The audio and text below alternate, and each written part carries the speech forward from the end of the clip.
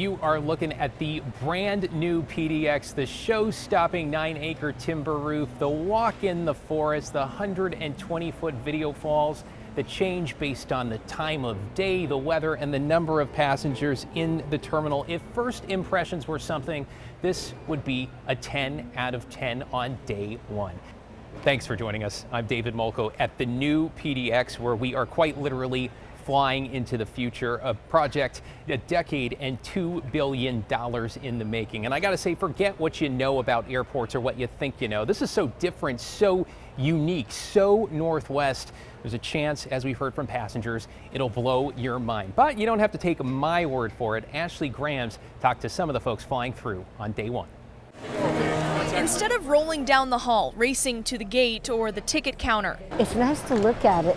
It's amazing. Some passengers took a moment to look up. Honestly, the ceilings are beautiful.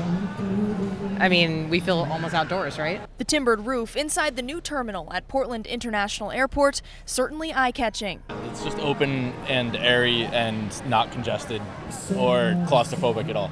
Rick Leverance says the layout and live trees are not at all like his home airport back in Boston. You've flown to a lot of airports. Yeah. Where's this one rank?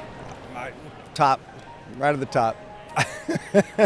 United Airlines pilot Brian Buck says it's just got that Oregon feel. I've been waiting to see this thing unveiled, and it's impressive. I like it. There's this really nice earthy element to it. It's that Pacific Northwest vibe. And not just more aesthetically pleasing. Passenger Nathan Bay says the terminal is easier to travel through. Just the check-in area is like a lot more efficient now, so I want to say, yeah, it's a big improvement. Port of Portland staff say it was time for the airport to modernize and grow, but they also wanted to double down on what makes this travel hub unique to Portland.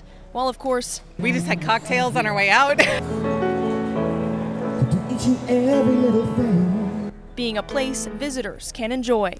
And if you're lucky, you might just run into these furry friends. Now a staple at the airport, therapy llamas will return to stroll the main terminal, comforting travelers along the way. Yeah, hard to believe it's day one. We've been watching folks come in from outside the city. They're not even flying. They want to check out the roof. They want to check out the carpet. We're going to talk about that patch from 1988 that's making a comeback. But if there is one thing the folks at PDX want to stress, it is to arrive early. Yes, it may be more modern and efficient, but for a lot of people, it's going to be unfamiliar. Take a look.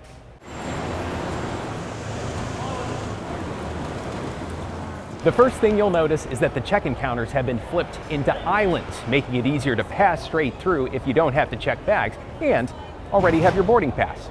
Otherwise, find your airline and, if needed, an agent. And check this out, whether or not you're a fan of self-serve, with Alaska, you can tag and drop your own bag right onto the belt. From there, head through the trees and into the new terminal's heart. You can grab a snack, shop, chill under the leaves, or maybe over there on the steps. Here's a hint, the restrooms are underneath and there are private universal user ones upstairs. And from here, you have two options. Turn left for B and C gates, right for D and E, though keep in mind, it all connects on the other side. Once you pass underneath the eye-catching video walls that change based on the weather, crowds, and time of day, we hope you'll sail through the new TSA checkpoints. And then, like before, follow the letter of your concourse. Though here's where you might notice another big change. Now both C and D are a straight shot, though if you're flying at a B or E, you'll need to take those temporary detour walkways, which may take a little extra time. And finally, if you're arriving off a domestic flight, this will be your view. Because the concourse connector, remember, all your gates connect again, is also your exit lane.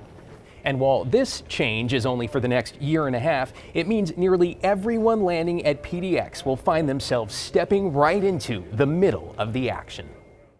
You know, one of the things I've been wondering is if the new PDX could be a destination in its own right? I mean, businesses want people to come, they want people to linger. This is all public area, by the way, including just over there.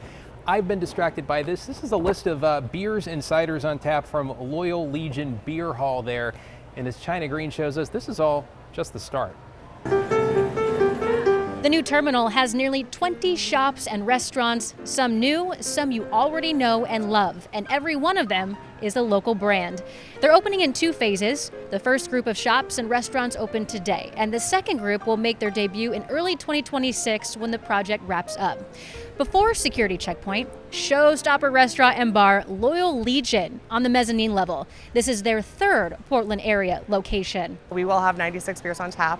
We are pre-security, which is fantastic, which means that everybody in Portland, regardless of whether or not you're flying, can come out, grab a drink, grab a bite to eat, enjoy this amazing view that we have of the airfield, watch planes come and go, and just really come and enjoy the new terminal. Also, before security checkpoint, Portland Coffee Roasters, Hello from Portland, Missionary Chocolate, Aurochs Leather Goods, Country Cat, and Piff. This is their 2nd Portland location. Greeting cards and also books and journals. All of our cards are written or designed by women, and we also have organic travel sundries, magazines, so many great things. Past security, Columbia Sportswear and Powell's Books, and many food spots that make their food in-house. They're not shipping in frozen food here. Blue Star Donuts, making donuts on-site. Grassa, making pasta by hand, and Oven and Shaker, making pizza in the kitchen, among other local favorites. And don't you worry, PDX is keeping their street pricing policy, so you'll pay the same prices at the airport as you do in local shops. Yeah, it feels very Northwest, right? 400 flights a day, 50,000 plus passengers a day. They're gearing up right now. I think we're about 20,000 passengers a year arrive or depart through PDX. They're looking toward 2045 when that number could climb till 35 million, really future-proofing, but also instilling a sense of the Northwest. This is the future, but I know our viewers at The Story love talking about the past and digging into the vault. So let's take a journey back in time. The history of the Portland Airport, and by the way, it wasn't called that, and it actually was not here, begins in the 1920s. Tim Gordon takes us back in a time machine. Portland International Airport has come a long way to where it is today. But did you know Portland's first airport was on Swan Island from 1927 to 1940.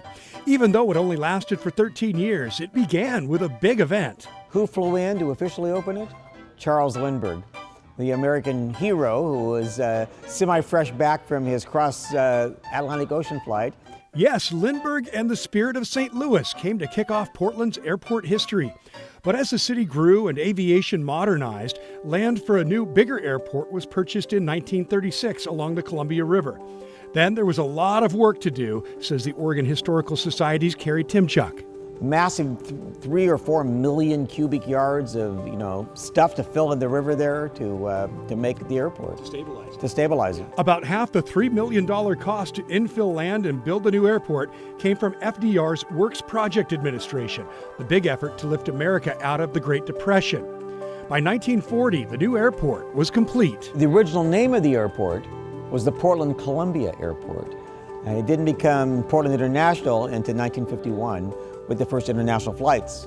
One thing about airports, they're always changing and growing. The original terminal was replaced in 1959 by a new terminal set between 2 long parallel runways constructed earlier that decade. This is Portland's newest, Portland's finest. The new PDX was documented in a KGW News special that showed off the features of the improved airport. Inside this modern edifice, the main passenger lobby is the very picture of spaciousness. From here where we are to the far wall at the end of the lobby is a distance of some 500 feet, nearly 2 city blocks. As time moved on, some airlines came and went. PDX used to have Pan Am's 747 service to London. That had to be a sweet flight. All along, the airport has been a place where history is made. KGW News presents a study of Senator Robert F. Kennedy. With news crews there to document the arrival of important figures like RFK on a presidential campaign stop here in 1968. Of course, it's also where presidents land on Air Force One this century, from George W. Bush to the most recent visit by President Joe Biden. Terminal expansions and improvements have dotted the most recent decades.